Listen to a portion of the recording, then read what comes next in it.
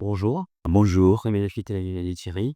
Ma première question sera, dirigée, à vous, monsieur Finkiel. C'est le 2e film de suite, que vous adaptez d'un grand auteur, Emmanuel Duras en 2017 et là-haut, voilà, excusez-moi. Marguerite Duras en 2017 et Aaron Appelfeld, aujourd'hui. 2e film d'époque basé, dans la Seconde Guerre mondiale et surtout 2e livre qui mêle, une part d'autobiographie avec une grande histoire fictionnelle.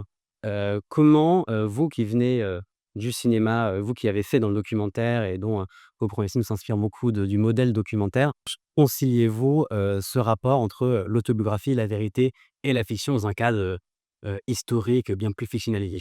Écoutez, si vous notez bien, mon premier film, je l'ai fait complètement dans l'esprit documentaire, comme vous le dites, mais c'est un film qui se passait aujourd'hui et qui se proposait de montrer les traces qui existent encore, qu'elles soient des traces tout à fait pratiques, comme un réel, comme un rail de de chemin de fer, ou que ce soit des traces qui sont à l'intérieur, imprégnées dans l'intérieur des personnages. Et à partir du moment où vous faites un film d'époque, il m'a semblé, heu, naturel d'aller en même temps vers la fiction. Parce qu'en fait, vous pouvez pas prétendre que ça existe. Vous filmez des choses qui évoquent quelque chose qui a existé, n'est-ce pas? Donc l'utilisation de la fiction ne semblait pas à heu, à bannir.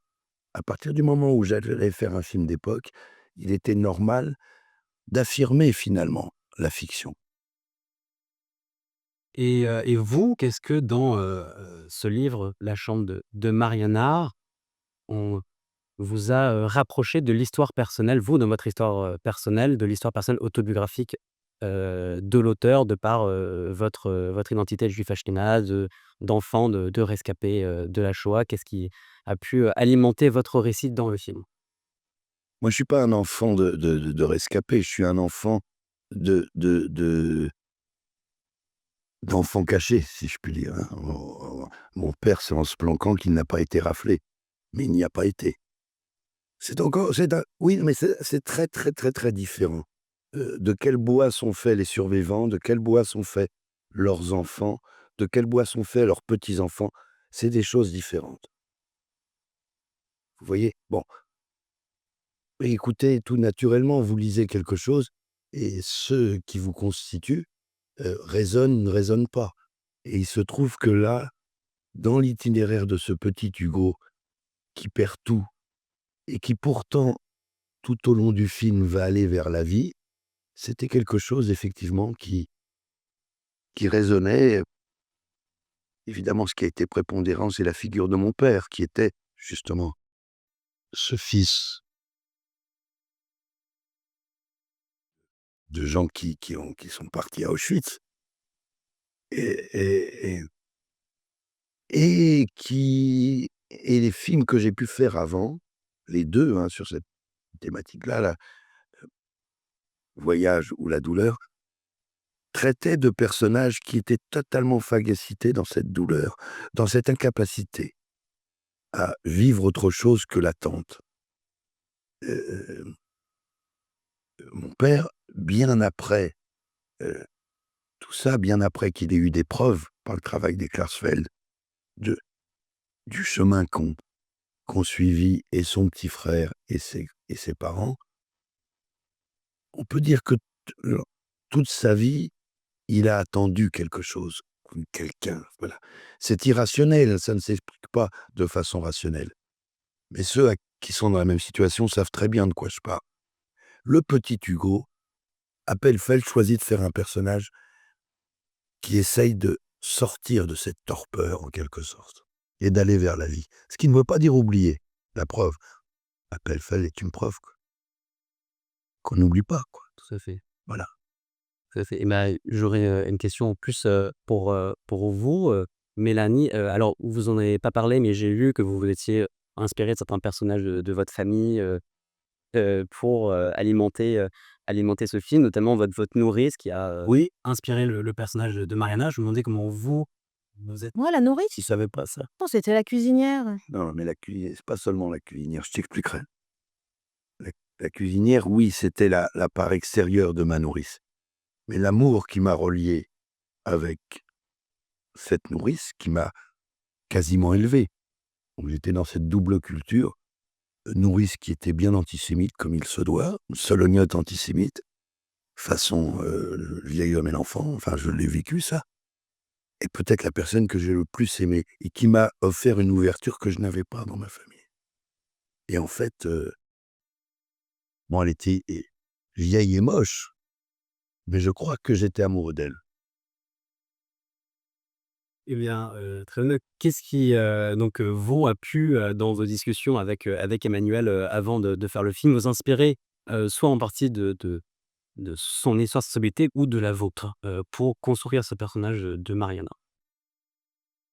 J'ai pas eu à construire le personnage de Mariana. Moi, j'ai juste suivi la partition qu'on m'avait écrite, parce qu'elle était formidablement écrite. On pouvait y puiser toute sa profondeur, toutes ses extravagances, tous ses excès, que ce soit, dans sa folie, dans sa joie de vivre, dans ses moments d'abattement, d'épuisement et de tragédie, parce que voilà, et puis dans ses moments d'ivresse, je veux dire, tout ça était raconté avec, délicatesse, avec, et puis tout était nourri en fait, et quand on sent que c'est plein, quand on sent que tout existe déjà, ne serait-ce qu'à l'écriture. Y ajoutant, là-dessus, une langue, qui m'a accompagnée pendant un bon bout de temps et sur lequel j'ai bûché quand même, un certain nombre de mois acharnés, et bien, le tout m'a permis, au jour J de se dire qu'il fallait qu'elle existe et que ce soit volcanique.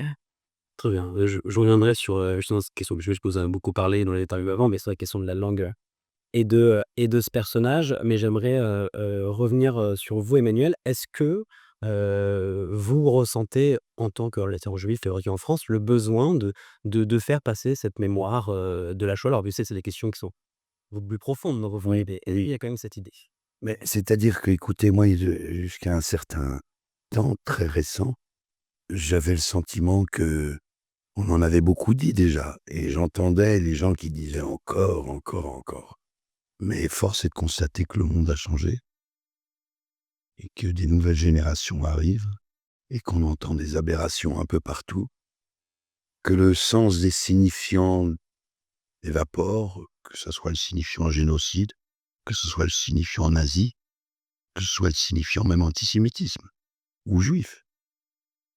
Donc je pense que plus que jamais, il est nécessaire de de continuer à témoigner, je ne sais pas, mais en tout cas à dire les choses, oui, oui, ça c'est sûr. Et alors, vous l'avez, très bien dit, c'est une question que je peux vous poser à vous 2. On a fait énormément de films sur cette mémoire, sur la Shoah durant les 80 ans qui nous séparent, depuis la Seconde Guerre mondiale. On voit aujourd'hui, un antisémitisme toujours très présent et des relents, de cette époque, qui sont encore actuels. Finalement, qu'est-ce qui n'a pas fonctionné durant ces Oui, c'est-à-dire que je crois que c'est un peu pessimiste de dire ça, mais c'est comme ça. Je pense que les films ne convainquent que ceux qui sont déjà convaincus quand ils rentrent dans la salle. Je ne pense pas que les films soient de nature à, totalement, vous voyez? Le et à notre époque, la force des a priori est tellement grande que c'est inentendable et irregardable pour beaucoup.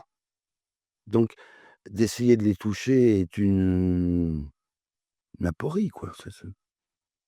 Qu'est-ce qui n'a pas fonctionné? Je ne sais pas s'il fallait faire quelque chose qui fonctionne. Je pense qu'il y a eu plusieurs vagues de manières différentes de penser la transmission de la Shoah. On a souvent cru et longtemps cru que finalement, quoi de plus simple et efficace que d'entendre quelqu'un qui y a été, les témoins? Ben, on voit bien que pas du tout. Les témoins, il leur faut quelque chose, des oreilles attentives et pareil là, les oreilles attentives sont celles de gens qui sont prêts à les écouter. S'ils tombent sur des gens qui sont pas prêts à les écouter, ils ne sont pas entendables. Voilà, et leur témoignage ne sert à rien.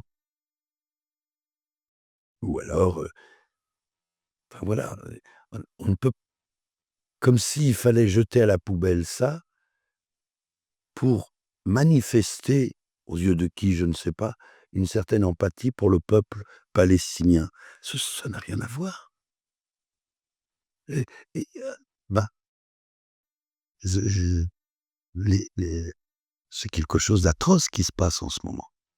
On a entendu des points de comparaison, que ce soit autant, récemment que des événements qui ont eu lieu avec le peuple juif. On a parlé au moment du 7 octobre de d'actes génocidaires, c'est des ou de De pogrom. Vous dire sur le 7 octobre, sur les Israéliens? bah, déjà les 2. On a une idée qu'en fait, ce serait une perpétuation de la Shoah, autant d'un point de vue, de ce que le peuple juif peut faire ou de ce qu'on fait au peuple juif, ou, aux Israéliens. Est-ce que vous avez le sentiment que, par là, on galvaude cette mémoire? Moi, je ne suis pas d'accord pour transporter les signifiants à tort et à travers. Je ne suis pas d'accord. On n'a pas d'imagination pour essayer de décrire le monde sans aller puiser dans, moi, je pense que ça fait preuve d'inculture totalement. Ou alors des gens qui n'ont pas pris conscience qu'est-ce que c'était que la Shoah, quoi. C'est-à-dire, on parle d'industrialisation du massacre. On parle de ça. Inventons un autre mot pour décrire les frappes israéliennes sur Gaza, sans les dédouaner. Simplement, soyons un tout petit peu précis sans ça.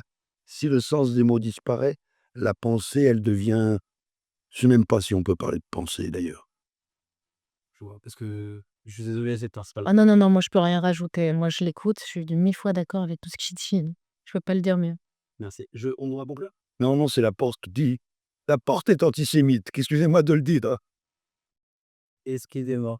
Bon, bah, avant que je sois coupé, je vais repartir sur l'Ukraine. On a vu, récemment, le peuple juif est très méfiant par rapport, au peuple ukrainien. Je me rappelle qu'Israël avait du mal à, à s'engager envers l'Ukraine parce qu'il y a un traumatisme beaucoup avec cette population ukrainienne. On a nazifié beaucoup, l'idée de l'Ukraine, jusqu'à même nazifier son président juif. Vous montrez une société ukrainienne dans le film, donc Apple Fenn montrait également dans son roman, et j'ai lu dans ses presses qu'il écrivait qu'il avait trouvé beaucoup plus de sainteté et de spiritualité chez le petit peuple ukrainien, un peu dans sa famille, ashkénaze, bourgeoise, allemande. Et assimilé. Et C'est aussi ça, c'est-à-dire que la religion n'avait était pas pratiquée dans sa famille. qui regardait avec beaucoup de mépris finalement le peuple juif plus religieux, Oui, oui, oui, oui, absolument. et cetera, et vous montrez dans votre film toute une strate de société du vrai collabo à, la juge qui tient un enfant. Quel regard vous portez, vous, sur, ce rapport qu'a le peuple juif à cette société ukrainienne?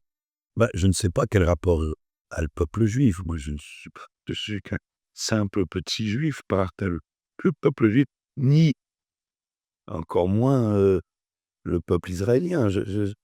Tout ce que je peux dire, c'est que ça me paraît aussi ridicule aujourd'hui d'attaquer l'Ukraine, heu, à l'aune de la Shoah par balle, perpétrée par les Allemands, mais beaucoup par la population ukrainienne. Ça me semble aussi ridicule que si on a l'idée d'aller attaquer aujourd'hui l'Allemagne, à l'aune du Troisième Reich. Ça n'a pas de sens. Vous comprenez? Il faut croire aux nouvelles générations. On y est obligé. Il faut croire à ça. Donc ça n'a pas de sens. Heu, je ne crois pas que l'Ukraine soit nazie.